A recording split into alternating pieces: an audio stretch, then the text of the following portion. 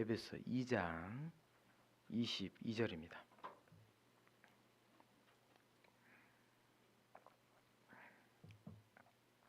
네, 함께 합독하도록 하겠습니다.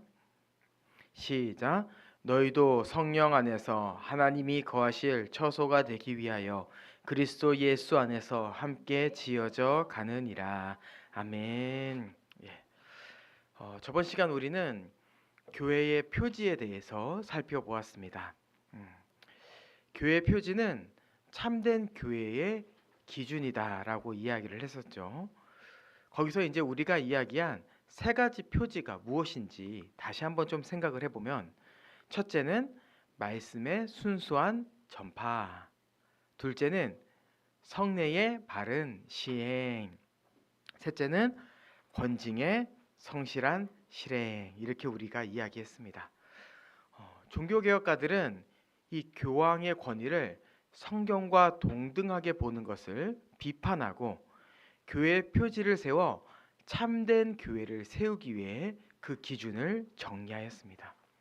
그래서 우리는 말씀을 가장 높은 권위에 두고 순수하게 교회가 복음을 전파하고 있는가, 또한 보이는 말씀인 성례를 통하여 예수 그리스도 십자가만을 기념하고 있는가, 그리고 마지막으로 이 두 가지를 지키기 위해 교회는 성실하게 권징을 실행하고 있는가, 이것으로 우리는 우리 교회를 점검해야 됩니다. 여러분, 우리 교회는 참된 교회입니까? 그렇게 질문을 들어왔을 때 우리는 우리 교회는 참된 교회입니다 라고 대답할 수 있습니다. 왜냐하면 예수 그리스도께서 머리 되시기 때문이에요. 근데 그것 가운데서 우리가 이 세 가지 표지를 기준으로 조금 부족한 부분이 있을 수 있어요. 그 부분은 우리가 말씀 안에서 보완하여서 이 세 가지 표지를 잘 세우려고 힘써야 합니다. 이것이 바로 교회로 부름을 받은, 또한 하나님의 뜻을 이루기 위해 하루하루를 살아가고 있는 우리의 삶의 방향성입니다. 네. 자, 오늘은 저번 주 내용과 연결하여서 교회의 비전에 대해서 좀 살펴보도록 하겠습니다. 우리 교회 비전은 성경에 나타난 교회론을 기반으로 세워졌습니다. 그래서 저번 주 교회 표지를 먼저 살펴보았던 거고요. 또한 오늘도 교회가 무엇인지에 대해서 좀 한번 이해해 보려고 합니다. 그 가운데서 이제 첫 번째로 우리가 좀 생각해 보고자 하는 것은, 많은 사람들이 교회를 하나의 선교적 사명을 위한 수단으로 이해하고 있다는 겁니다. 교회를 통하여 하나님의 뜻인 복음 전파를 완성하며, 또한 교회를 통해 세상을 바꾸어야 하고, 교회를 통해 이 땅에 하나님의 나라가 실현되어져야 한다라고 이해하고 있습니다. 이 부분에 대해서 우리가 그냥 들으면은 뭐가 이상한 거지? 라는 생각이 들 수 있어요. 교회를 통해 하나님의 뜻인 복음이 전파되어야 되고요. 또한 교회를 통해 세상이 빛을 봐야 됩니다. 하지만 교회는 세상의 빛과 소금이기는 하지만 세상을 변화시키기 위한 도구가 아닌, 우리는 교회가 하나님의 뜻 그 자체임을 기억해야 됩니다. 그래서 이 부분을 이해하기 위해서 우리가 기억해야 될, 우리의 마음속에 새겨야 될 중요한 문구가 있는데, 그것은 바로 교회는 수단이 아닌 목적이다 라고 하는 이 문구가 굉장히 교회론을 이해하는데 중요합니다. 그래서 제가 교회에 대해서 이야기할 때 반복적으로 이야기하는 내용이기도 하죠. 교회는 세상을 하나님 나라로 변화시키기 위한 수단이 절대로 아닙니다. 교회는 저번 주에도 이야기했듯이 하나님의 뜻 그 자체입니다. 그런데 이제 몇 가지 성경 본문들이 꼭 교회가 세상을 변화시키기 위한 도구인 것처럼 이렇게 보여주는 구절들이 있죠. 첫 번째는 마태복음 28장 19절에서 20절인데요. 그 본문을 보면은 그러므로 너희는 가서 모든 민족을 제자로 삼아 아버지와 아들과 성령의 이름으로 세례를 베풀고 내가 너희에게 분부한 모든 것을 가르쳐 지키게 하라 이렇게 되어 있어요. 이 본문에는 문제가 없습니다. 근데 너희는 가서라는 이 말이 있다 보니까 뭔가 우리가 계속 흩어져야 될 것 같은 그런 느낌을 받게 되는 거예요. 또 두 번째는 마태복음 5장 13절에서 14절인데요. 이거 우리가 너무 잘 아는 부분이죠. 너희는 세상의 소금이니, 그리고 14절은 너희는 세상의 빛이라 라는 구절. 이 구절이 있는데요. 이 두 구절은 교회가 세상을 변화시키기 위해 세워졌어 라는 것을 말하기 위한 구절이 아닌 하나님의 뜻인 교회가 이제 어떻게 사명을 감당해야 되는지 그것을 설명하기 위한 구절입니다. 자, 이 부분에 있어서 제가 사명이란 말을 썼는데 좀 더 이 부분에 대해 설명을 해드리도록 할게요. 교회는요 5가지 사명이 있습니다. 예배, 양육, 선교, 교제, 봉사, 이 5가지 사명이 있어요. 이 5가지 사명에서 우리가 가장 기본적으로 말하는 3가지 사명이 바로 앞에서 이야기했던 예배, 양육, 선교입니다. 근데 예배가 첫 번째에 있고 두 번째 양육, 세 번째 선교가 있는 이유가 있습니다. 그것은 바로 무엇이냐면은 양육의 목적은 곧 예배를 위함이며 선교를 하는 목적 또한 첫 번째인 예배를 드리기 위함이다 라는 것을 드러내기 위해서 이렇게 순서가 배열된 거예요. 즉 교회에게 있어서 가장 첫째 되는 사명은 예배입니다. 그리고 그 예배를 위해서 우리는 무엇을 하는 거예요? 너희는 가서 해서 세상에서 빛과 소금으로 살아가는 거예요. 이러한 것이 이제 우리 삶 가운데 나타나는 거죠. 그래서 우리가 세상 가운데서 빛과 소금으로 살아감으로 우리가 해야 될 것은 무엇입니까?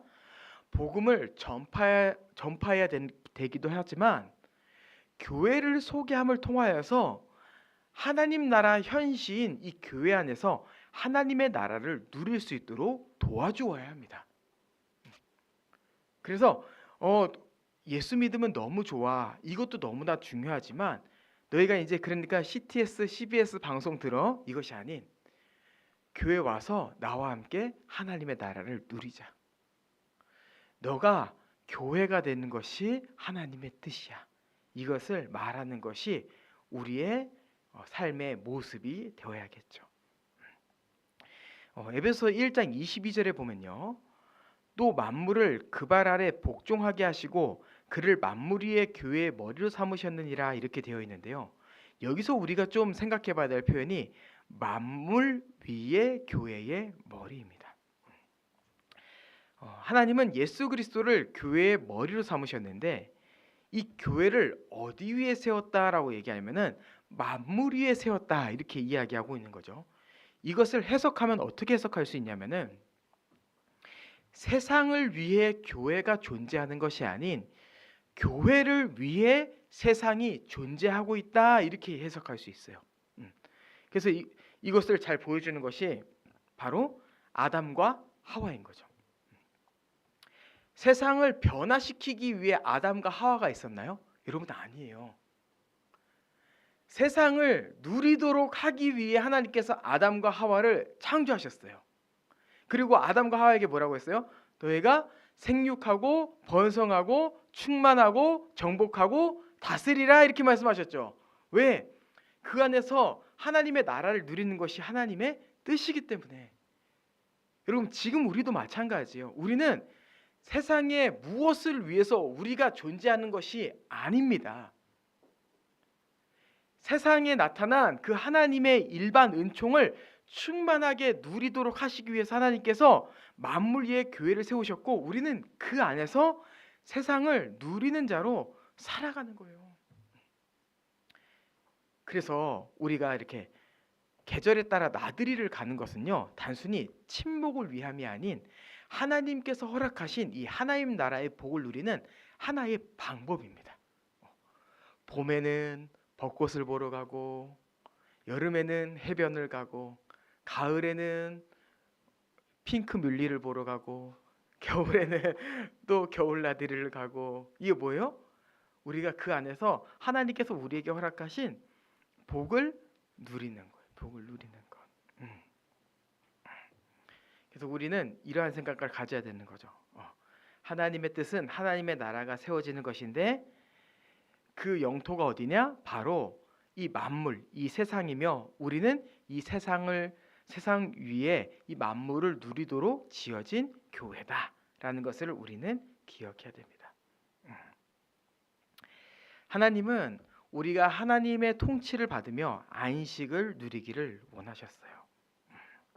그래서 지금까지는 이제 우리가 교회가 세상을 위한 어떠한 도구적 차원으로 이해했다면은 이제 그것이 아닌 교회 자체가 목적이며 우리가 이 안에서 하나님의 나라를 충만히 누려야 되는구나라는 것을 반드시 기억해야 됩니다. 자, 그리고 이제는 안식을 누리는 방식에 대해서 좀 이야기를 해보도록 하겠습니다. 이게 이제 저번 주 내용과 연결되어 있어요.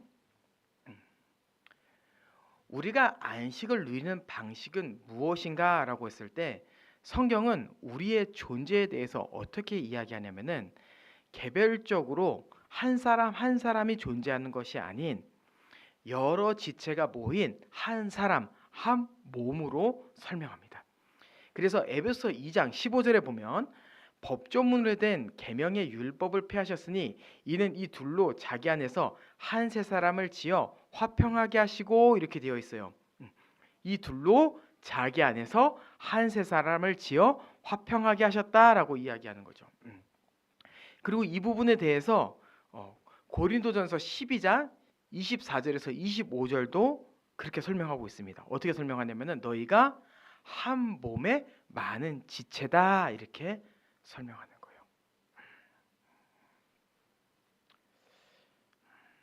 우리는요 그리스도 안에서 한 존재가 되었습니다. 그리고 여러 지체로 속해 있는 거죠. 그리고 이 여러 지체는요 한 몸을 위해 살아감을 통하여서 서로에게 도움을 주어 온전함을 경험하게 돼요. 여러분 이것은요 우리가 얼마나 친하냐, 우리가 만난 지 얼마나 되었냐 이런 이야기를 하는 것이 아닙니다. 우리의 지금 어떠한 감정을 이야기하는 것이 아닌 우리의 존재를 이야기하는 거예요. 존재. 그래서 내가 지금 이 사람과 얼마나 뜨거운 감정을 가지고 있느냐, 내가 이 사람과 얼마나 아름다운 시간을 보냈냐 이것보다 나는 한 몸 된 존재로서 정말 이 사람을 위해 살아갈 수 있느냐, 나는 한 몸 된 존재로서 이 사람을 내 몸과 같이 사랑할 수 있느냐, 그 질문에 대해 우리는 답을 해야 되는 거예요. 그리고 성경은 그 부분에서 어떻게 이야기하냐면은 너희는 이제 그리스도 안에서 한 몸이 이미 되었으니 하나됨을 힘써 지키라 라고 이야기하는 거죠.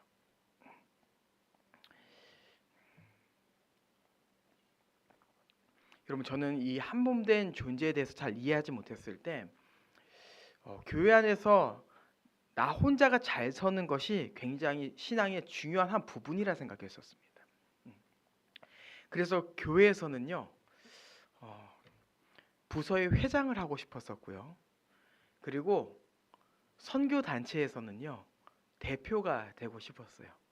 그것이 나의 신앙의 수준을 보여준 하나의 기준이라 생각했어요. 되게 어리석었죠. 그러니까 저는 이제 신앙생활을 하면서 교회에서 한 번도 회장을 해본 적이 없어요. 혹시 여기서 회장 출신이 있으신가요? 그렇군요. 회장 출신이 있었어요. 저는 만년 총무였어요. 만년 총무. 중고등부도 총무, 청년부도 총무. 그리고 제가 나온 IBF에서도 대표를 해보지 못했습니다. 그런 부분에 있어서 내가 신앙이 부족한가? 이렇게 생각을 했던 것 같아요. 근데 교회를 이해하고 나서부터는 그 부분에 대해서 완전히 자유하게 됐어요. 내가 어떻게 잘해서 내가 어떠한 위치에 있어서 어떠한 사람에게 인정을 받는 것이 내가 신앙생활을 잘하는 것이 아니구나. 그러면 어떠한 것이 신앙 안에서 잘 서 있는 걸까요? 바로 내가 한 몸 안에서 한 지체로 서 있다라는 것을 인정하는 거예요. 다른 말로 하면은 내가 한 교회 안에서 나 혼자 모든 것을 다 하고 내가 그 모든 것을 다 함으로 사람들에게 인정받으면 내가 신앙이 잘 서 있어. 여러분, 이것이 아니라 하나님께서 한 몸에 나를 한 지체로 보내주셨고 이 한 지체 한 지체를 서로 도움을 통하여서 관계를 통하여서 온전함을 누리기를 원하셨구나라는 것을 교회를 알게 되면서 이해하게 되었습니다. 여러분, 진짜 우리가 이것을 믿어야 돼요. 우리 혼자 모든 것을 다 할 수 없어요. 그리고 우리 혼자 있을 때 우리가 경험하는 궁핍함, 이것은요 이상한 것이 아니라 자연스러운 겁니다. 어떻게 팔이 몸과 분리되어서 나는 괜찮아라고 말할 수 있겠어요? 이 팔이 몸에 붙어 있을 때, 한 몸 안에 같이 있을 때 온전함을 경험할 수 있는 거죠. 그리고 이것을 아담과 하와가 잘 보여준 거예요. 아담 혼자 있을 때 하나님께서 그 아담을 향해 뭐라고 하셨어요? 너가 혼자 있는 것이 좋지 않다라고 말씀하셨죠. 그리고서 돕는 배필인 하와를 창조하셨어요. 교회도 마찬가지예요.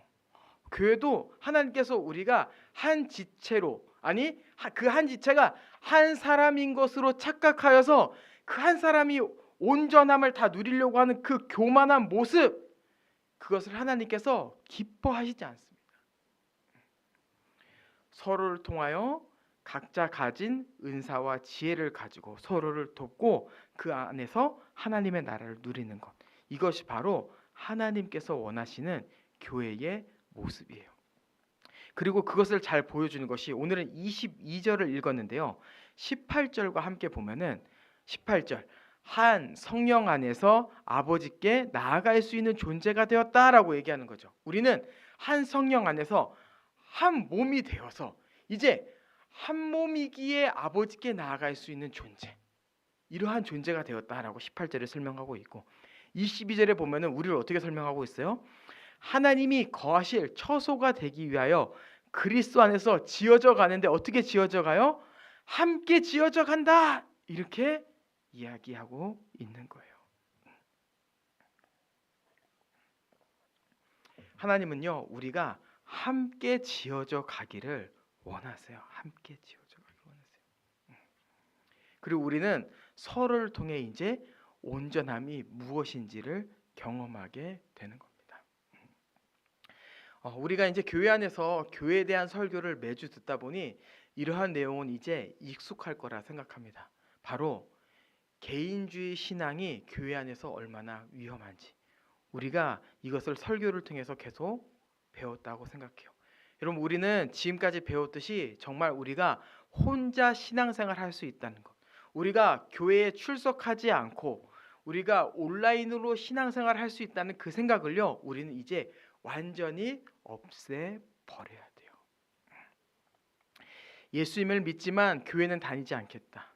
예수님을 믿지만 혼자 신앙생활 하겠다. 여러분, 이것은요 굉장히 비성경적인 신앙의 자세입니다. 코로나 이후에 많은 교회들이 온라인 예배를 드립니다. 근데 이 온라인 예배는요 이 오프라인 예배를 대체할 수 없습니다. 온라인 예배는 왜 있는 거예요? 지금 도저히 오프라인으로 예배를 드릴 수 없는 성도를 위해서 대안으로 있는 거예요. 어떤 성도는 온라인으로 드려도 돼요. 어떤 성도는 오프라인으로 드려도 돼요. 이러한 것이 아니라 모든 성도가 한 자리에서 한 복음을 듣고 함께 교제를 나누는 것, 이것이 교회에게 있어서 굉장히 중요한 신앙의 모습이라는 것을 우리는 반드시 기억해야 되는 거예요. 반드시 기억해야 되는 거. 그래서 그 맛이른 소금 옛날에 찬양이 있었을 때 목사님의 축도 끝나기 전에 서둘러 퇴장. 그럼 이것이 얼마나 큰 죄인지를 우리는 그 찬양의 가사를 통해서 다시 한번 볼 수 있는 거죠. 이 예배는요, 하나님과의 교제일 뿐만 아니라 한 신앙 아래서 한 몸 된 교회가 교제할 수 있는 충만한 시간입니다. 그래서 우리가 사도신경을 할 때 그냥 잘잘잘잘 이렇게 막 주문을 외우듯이 하는 것이 아닌 인도자의 이 인도에 따라 서로 이렇게 주고받고를 하잖아요. 그게 왜 그런 거냐면은 나도 이러한 고백을 갖고 있지만 당신도 이러한 고백을 갖고 있군요라는 것을 우리가 함께 듣기 위해서예요. 이런 하나하나 예배 순서가 다 의미가 있고 우리가 그 안에서 한 지식 안에 있기를 힘쓰는 겁니다.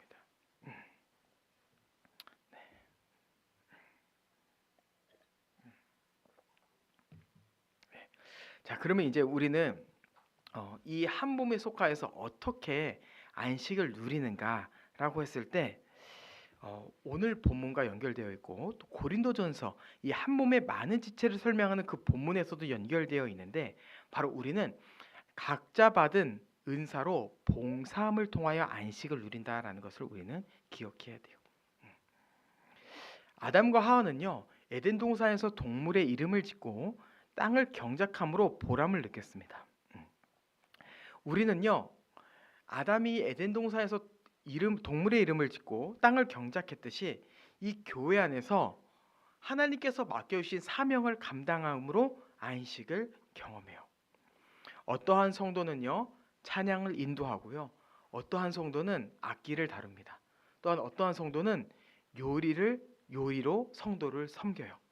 이런 하나하나를 통하여서 우리가 경험하는 건 뭐냐면은 보람이에요. 보람. 내가 이렇게 찬양 인도를 하니까 우리가 함께 하나님 앞에 나아갈 수 있게 되었어. 내가 이렇게 찬양 반주를 하니까 이 찬양 시간이 더욱더 풍성해졌어. 내가 요리로 성도를 섬기니까 우리가 맛있는 음식을 가지고 함께 더 풍성한 교제를 나눌 수 있게 되었어. 이러한 은사의 사용이 하나님 나라의 보람이라는 것을 경험하게 하는 거죠. 우리는 그 안에서 계속해서 보람을 증가시키는 거예요. 증가시키는 거. 이번엔 내가 무엇을 해볼까? 이번에 성탄절에 우리가 함께 이렇게 송년회를 갖는다는데 그때 한번 찬양을 해볼까? 그래서 함께 은혜를 나눌까? 그냥 어떠한 하나 내가 할 수 있는 것을 찾는 거죠. 그것이 하나님께서 나를 부르신 목적이라고 한다면, 그것이 내가 한 몸에 속한 한 지체로서 살아가는 삶의 모습이라면은 그것에 순종하는 거예요. 그리고 그것을 통해서 계속해서 우리는 하나님 나라의 풍성한 은혜를 경험하는 겁니다. 그리고 또 어떠한 것이 있을까요? 우리는 섬길 때 하나님 나라의 복을 누리지만 또 그 성도의 섬김을 받음으로 하나님의 나라를 누리게 됩니다. 아담과 하와는 동산나무의 열매를 임의로 먹음으로, 마음대로 먹음으로 궁핍이 아닌 풍족함을 경험했어요. 교회는요 봉사와 섬김을 통하여 풍족함을 경험해요. 풍족함을 경험해요. 저희 가정은 실제로 원주 형제, 진경 자매가 와서 많은 풍족함을 경험하고 있는 것 같아요. 시간을 함께하고 그 가운데서 교제하고 또한 필요한 것을 나누고, 이것을 통하여서 우리가 그 전에도 하나님께서 이 교회 하나님 나라의 은혜를 허락하셨지만 또 새로운 지체를 보내주심으로 이 한 몸 가운데 더욱더 풍성하게 하시는구나라는 것을 우리는 이 안에서 함께 경험하고 있습니다. 그리고 그것은 우리 가정뿐만 아니라 원주 형제, 진경 자매도 마찬가지일 거라 생각해요. 그것을 통해서 우리는 하나님의 나라를 경험하는 거예요. 하나님의 나라를 경험하는 거.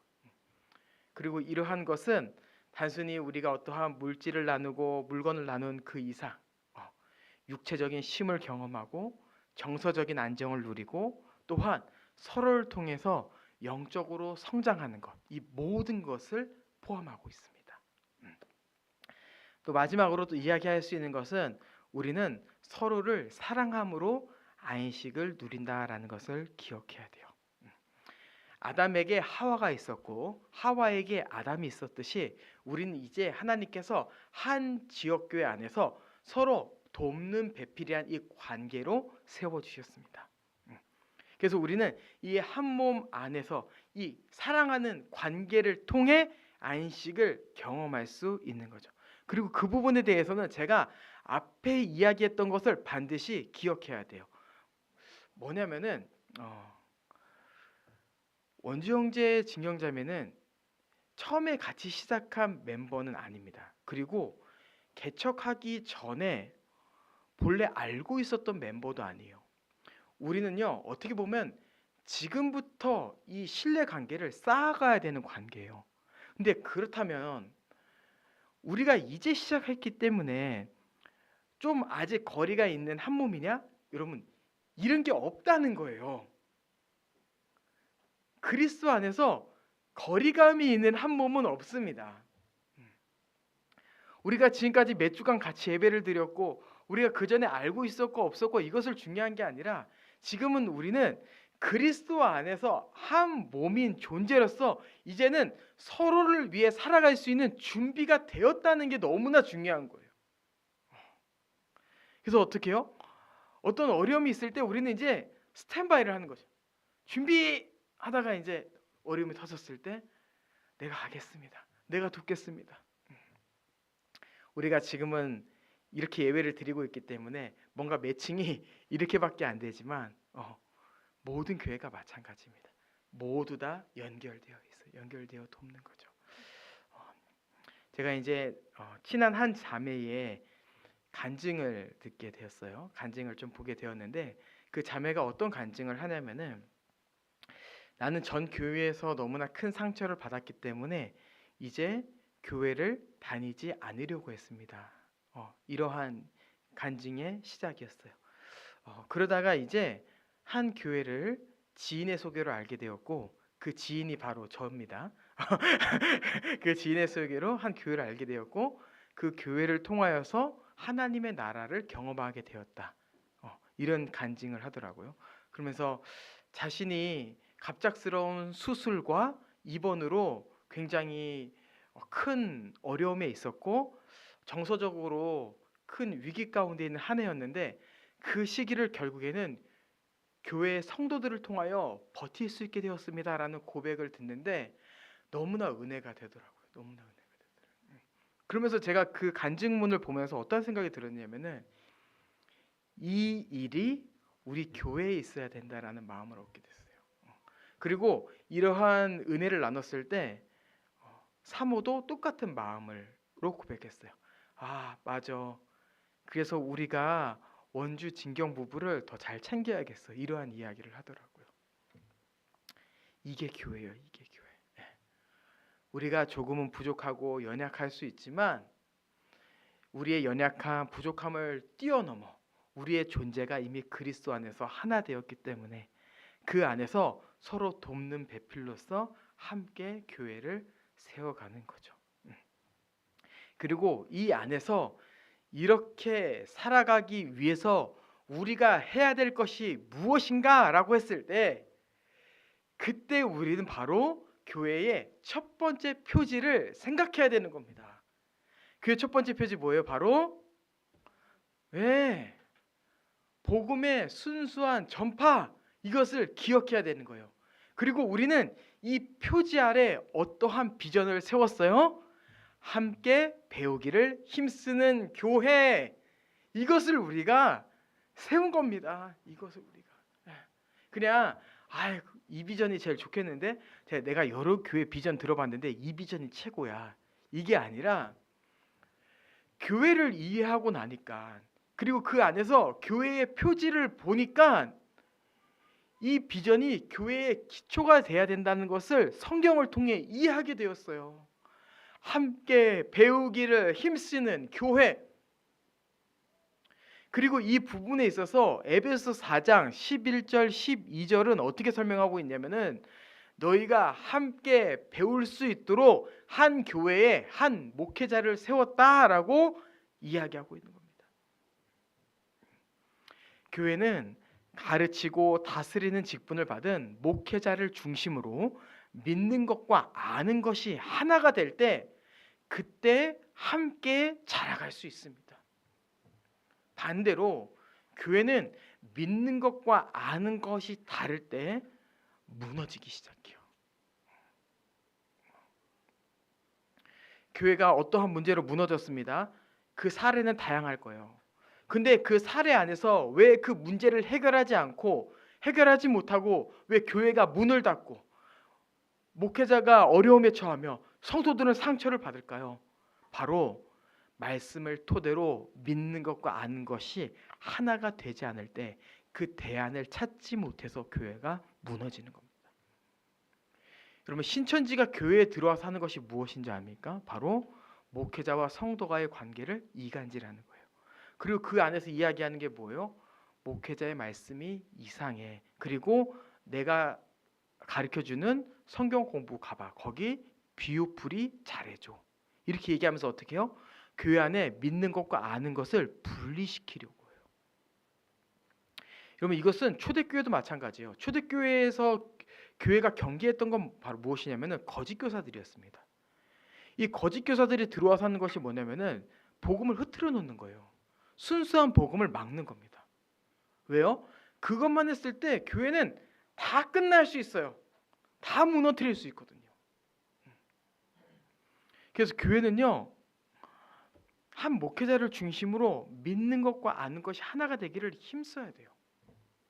그리고 그 안에서 성도는 같은 신앙 고백을 하며 또한 그 안에서 함께 성경적 교회를 꿈꿔야 되는 거죠. 제가 이렇게 이야기를 하면서 하나 강조한 것이 있어요. 계속 한 단어를 계속 강조하고 반복해서 표현하고 있는 것이 있는데 그게 바로 뭐냐면은 함께라는 단어입니다. 함께. 우리 비전에 있어서 배우기를 힘써야 되는데 함께 배우는 것이 중요해요. 함께 배우는 거. 우리 교회는 어떠한 특정한 성도만 부각되고 어떠한 특정한 성도만 열심히 일을 하여 번아웃이 되는 것을 원하지 않습니다. 모든 성도가 함께 배움으로 함께 한 지식을 갖고 있어야 되고 그 안에서 모두가 한 사람 한 사람이 성경적 교회를 꿈꾸는 것, 이것을 우리가 중요하게 여기는 거예요. 이 한 사람을 한 사람을 챙기지 못했을 때 잘못된 지식이 들어오면은 결국에 사단은 그 성도를 건드릴 거고 그 성도를 통하여서 다른 성도를 시험에 들게 할 겁니다. 그래서 우리는 한 사람 한 사람을 잘 챙겨야 돼요. 그리고 우리는 이 부분에 있어서 잘 행하기 위해서 가장 중요하게 생각하는 것이 뭘까요? 바로 공예배입니다. 공예배. 오늘 방문자 교육 때도 이야기를 할 텐데요. 우리 교회는요, 수요예배와 금요예배가 없어요. 여러분, 왜 수요예배와 금요예배가 없을까요? 그것은 수요예배, 금요예배에 참여하는 성도가 없기 때문이 아닙니다. 예배는요, 여러분 얼마든지 만들 수 있어요. 그리고 여기에 이 현장에 성도가 없다 하더라도 온라인으로 우린 드릴 수 있기 때문에 하면 됩니다.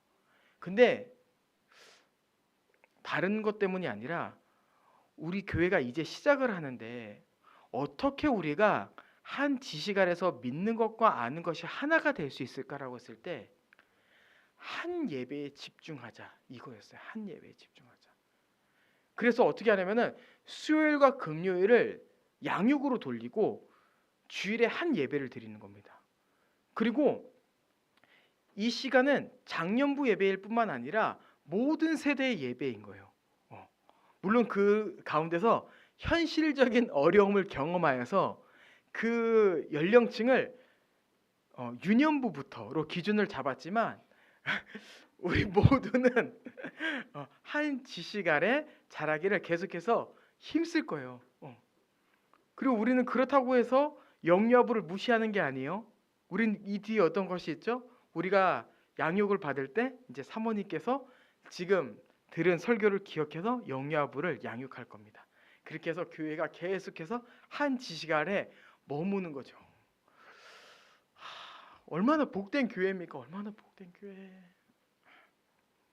지금 많은 부모들이 자녀들이 세상에 나가서 학교에서 막 진화론 배우고 세상의 가치관을 배워와서 집에 와서 이상한 소리 할 때마다 어떻게 해야 되나, 신앙교육을 어떻게 해야 되나 이런 고민을 하는데, 우리 교회는 아직 그것을 실현하진 않았지만 이러한 교회의 모습과 이러한 가정의 모습을 꿈꾸어서 부모와 자녀가 한 진리를 이야기하고, 또한 교회에 왔을 때 성도들이 이상한 이야기를 자녀에게 전수하는 것이 아닌 모든 교회의 어른이 한 복음을 이야기하기를 힘쓰고 그 자녀를 한 진리 안에서 키우기를 힘쓰는 교회, 얼마나 멋진 교회, 얼마나 멋진 교회. 이러한 교회를 우리가 꿈꾸는 거예요. 그래서 우리가 세 가지 비전이 있지만 이 비전이 가장 중요해요. 이 비전이 가장 중요해요. 이 비전이 됐을 때 뭔가 이제 교회가 으쌰으쌰 한번 갈 수 있는 거예요. 여러분, 제가 진리의 문제로 교회가 무너진다고 하지 않았습니까? 실제 사례를 보면은 교회 안에 어떠한 걸로 사람들이 찢어지고 무너지냐면은 관계의 문제입니다. 서로 섭섭함을 통하여서 서로 미워하게 되고 서로 오해하게 되고 다른 교회 가게 되고 이러한 일이 벌어져요. 근데요, 그 관계의 문제의 밑바탕에는 뭐가 문제냐면은 함께 배우기를 힘쓰지 않을 때 관계의 문제도 터지는 거예요, 여러분. 그래서 제가 첫 번째 비전만 해결되면 다 해결됩니다라고 얘기하는 거예요. 말씀에요, 모든 것이 다 나와 있어요. 여러분, 말씀이 무엇을 이야기하는지 아십니까? 제가 지금 설교 시간이 길어지면서 굉장히 압축적으로 지금 이야기하려고 하는데 성경이 무엇을 이야기하는지 아십니까? 두 번째 비전인 사랑을 이야기합니다. 그러니까 말씀을 배우면 어디로 가게 되어 있냐면은 사랑으로 가게 되어 있어요. 말씀은 하나님의 사랑과 이웃 사랑을 이야기하고 있죠. 이것을 잘 보여주는 것이 십계명입니다. 1계명부터 4계명은 하나님 사랑, 그 다음에 5계명부터 10계명은 이웃 사랑이죠. 그래서 말씀을 계속 배우면 배울수록 그냥 사랑해야 되는데 이것만 배우는 것이 아니라 실제적으로 관계를 어떻게 맺어야 되는지, 실제로 세상 속에서 이 세상 사람들 관계 안에서 어떻게 빛과 소금으로 살아가야 될지는 말씀은 아주 디테일하게 이야기하고 있습니다. 그러니까 첫 번째 비전이 굳건하게 세워 있으면 두 번째 비전은 자연스럽게 가는 것이고, 이 두 번째 비전 안에서 서로 사랑하고 하나님의 나라를 이루며 아까 이야기했던 그 은사를 통하여 섬김으로 인한 보람, 또한 그 섬김을 받음으로 누리는 풍족함, 관계 안에서 느끼는 그 사랑을 다 경험할 수 있는 거예요. 말씀 안에서. 말씀 안에서. 그래서 이 예배가 우리는 지금도 너무 행복하지만 더욱더 살아나야 됩니다. 더욱더. 그래서 제가 저번 주에 얘기했잖아요. 제가 젬베를 가져와야 되나 고민했다고. 이게 뭐냐면은 그냥 이 모든 예배가 다 하나하나 축제가 되었으면 좋겠다. 그리고 이 말씀 안에서 주님의 통치를 경험했으면 좋겠다. 그 마음으로 이야기를 한 거였습니다. 그리고 마지막 세 번째 이야기하도록 하겠습니다.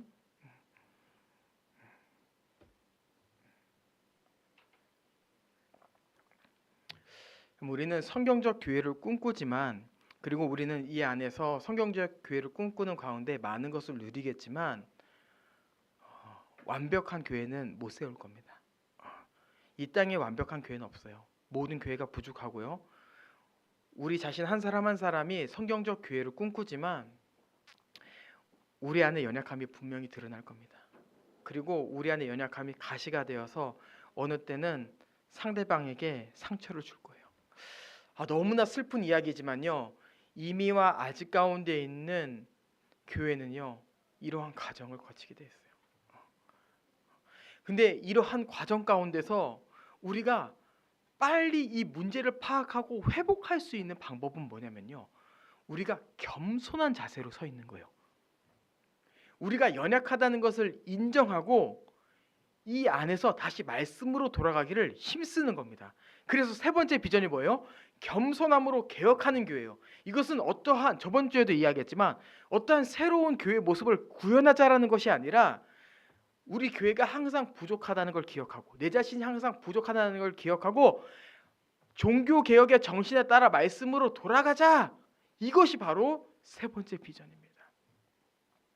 이 비전 안에서 우리가 계속해서 성경적 교회를 세웠으면 좋겠어요. 결론을 맺겠습니다.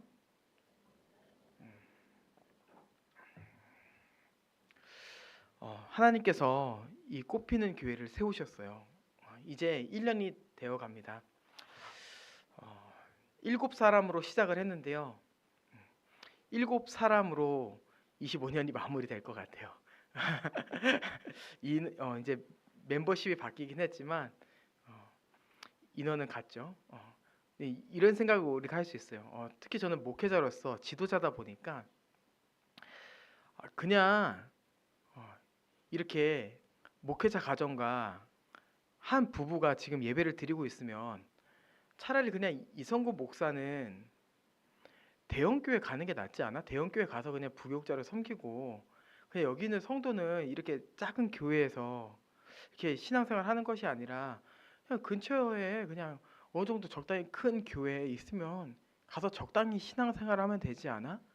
이렇게 생각할 수 있습니다. 근데 여러분, 우리가 지금 이 자리에 있다는 것은요, 하나님께서 이 교회를 통해 드러내고자 하시는 교회의 모습이 있다는 것을 여러분 기억했으면 좋겠어요. 그럼 우리는 다른 교회에 갈 수 없어서 못 가는 게 아닙니다. 안 가는 거예요. 안 가는 거. 왜요? 하나님께서 성경적 교회라는 그러한 분명한 비전을 주셨거든요. 그래서 우리는 지금 이러한 규모와 상관없이 계속해서 우리가 앞에서 이야기했던 이 3가지 비전을 가지고 성경적 교회를 꿈꿔요. 그리고 이 안에서 우리는요, 하나님의 나라를 누리는 겁니다. 이 안에서 그 하나님 나라 안식을 경험하며 행복한 신앙생활을 하는 거예요. 그래서 전 실제로 너무 기뻐요. 이 한 교회 한 목사로 서 있다는 것. 그리고 여러분도 이미 기쁘시겠지만 더 기뻤으면 좋겠어요. 우리 교회가 앞으로 얼마나 어떠한 모습으로 나타날지 모르겠지만 하나님께서 이 교회에 성경적 교회라는 비전을 주셨음을 기억하고 우리가 하나님의 나라를 충만히 누리는 교회가 되었으면 좋겠어요. 이 교회를 통하여서 하나님께서 영광 받으시고 또한 이 교회를 통하여서 하나님의 나라가 나타나는 귀한 꽃피는 교회가 되기를 원합니다.